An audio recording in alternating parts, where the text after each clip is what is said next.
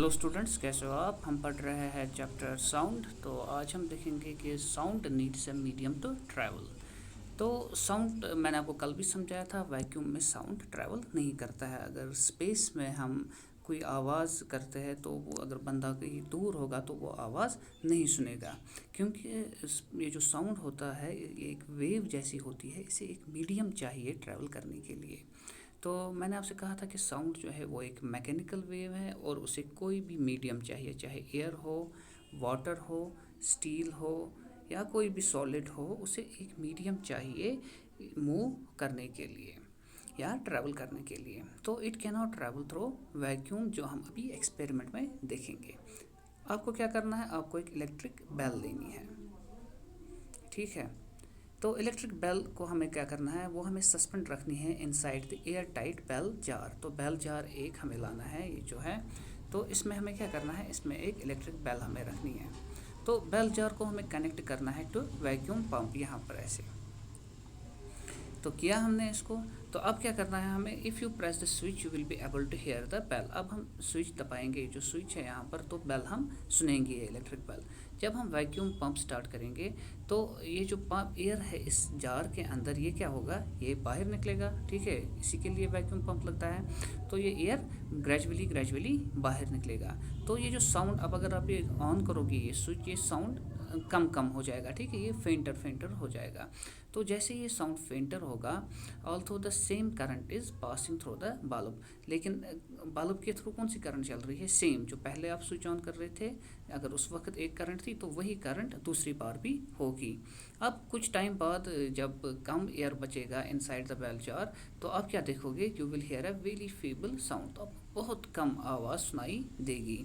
अब अगर हम बिल्कुल सारा एयर रिमूव करेंगे तो उस वक्त क्या होगा, उस वक्त आपको कोई भी आवाज़ सुनाई नहीं देगी। तो ये क्या करता है, डिमॉन्स्ट्रेट, ये करता है डिमॉन्स्ट्रेट कि साउंड जो है वो ट्रैवल करता है खाली मीडियम में, चाहे लिक्विड हो, सॉलिड हो या गैसियस मीडियम हो। फिर साउंड वेव्स जो है, अब मैंने कहा वो मैकेनिकल वेव्स है, वो है लॉन्गिट्यूडनल वेव्स, ठीक है। दो वेव्स होती है, एक होती है लॉन्गिट्यूडनल, दूसरी होती है ट्रांसवर्सल। तो ये जो होती है ये होती है लॉन्गिट्यूडनल वेव्स। लॉन्गिट्यूडनल वेव्स में कंप्रेशंस और रेयरफैक्शंस होते हैं। तो इसको प्रूव करने के लिए हम एक छोटा सा एक्सपेरिमेंट करेंगे। हम एक स्लिंकी लेंगे जो स्प्रिंग जैसा होता है। तो आप अपने फ्रेंड को कहोगे आप एक एंड रखो और आप खुद दूसरा एंड पकड़ोगे। तो फिर आप स्ट्रेच करोगे स्लिंकी को एज शोन इन फिगर। फिर उसके बाद इसको आप पुश दोगे अपने फ्रेंड की तरफ। पहले आपने इसको एक्सटेंड किया, ठीक है। जैसे ही आपने इसको स्ट्रेच किया, उसके बाद एक आप पुश दोगे, जो यहाँ से इसको पुश दे रहा है अंदर की तरफ, ठीक है। तो इसको पुश कर रहा है।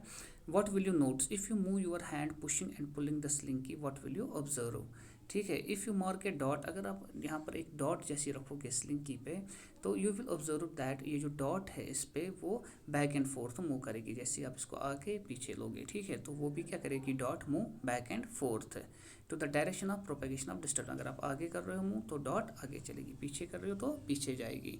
तो रीजन जहाँ पर कॉइल क्लोज होती है उसे हम कहते हैं कंप्रेशंस, यानी कि वो मैंने कंप्रेशंस और रेयरफैक्शंस कल ही आपको समझाए थे। यहाँ पर क्या है, कॉइल क्लोज, तो इसे कंप्रेशंस कहेंगे। जहाँ पर दूर दूर है उसे हम कहेंगे रेयरफैक्शंस। तो जैसा कि हमें ऑलरेडी पता है, sound propagates in a medium as a series of compressions and rarefactions, जो मैंने आपको कल पढ़ाया था। तो हम देख सकते हैं we can compare the propagation of disturbance in slinky with the sound propagation in medium. तो हम इसको अब कंपेयर कर सकते हैं।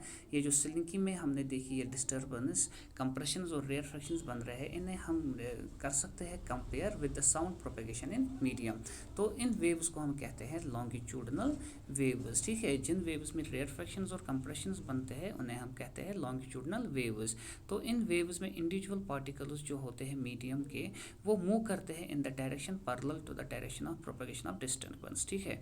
तो जिस डायरेक्शन में होगी प्रोपेगेशन उसी डायरेक्शन में पार्टिकल्स भी मूव करेंगे, लेकिन इसके पैरेलल में।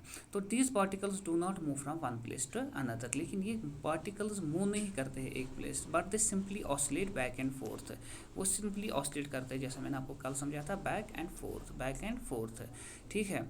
and about their position of the rest. This is exactly how sound wave propagates, hence sound waves or longitudinal waves.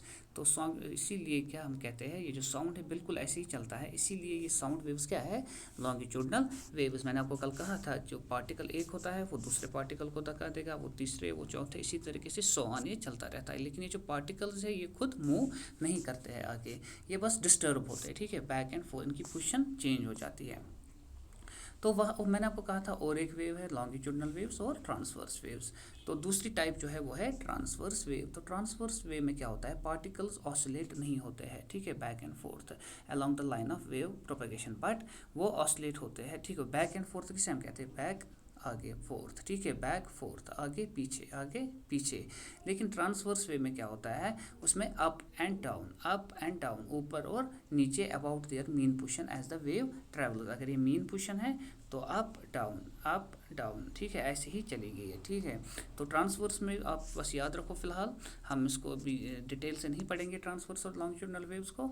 तो लॉन्गिट्यूडनल वेव्स में कैसे पार्टिकल्स मूव करते हैं, बैक एंड फोर्थ, ट्रांसवर्स में up and down about their mean position. Thus, a transverse wave is one in which the individual particles of medium move about their mean position in a direction perpendicular to the direction of wave propagation, ठीक है। Wave propagation अगर इसमें है तो वो क्या होगी, उसके परपेंडिकुलर में। Light is a transverse wave, but for light the oscillations are not of medium particles or their pressure or density. It is not a mechanical wave, ठीक है। तो लाइट जो है वो एक ट्रांसवर्स है, लेकिन लाइट के लिए जो ऑसिलेशंस है वो नहीं होती है मीडियम पार्टिकल्स की, ठीक है, और देयर प्रेशर वो इस पर डिपेंड नहीं होती है, क्योंकि वो मैकेनिकल वेव नहीं है। You will come to know about transverse waves in higher class. तो ये लॉन्गिट्यूडनल वेव्स और ट्रांसवर्स वेव्स डिटेल से आप हायर क्लास में पढ़ोगे, फिलहाल आप यही बेसिक्स याद रखो इसके। तो अच्छे से पढ़ना, मैं आपको पी सेंड करता हूँ।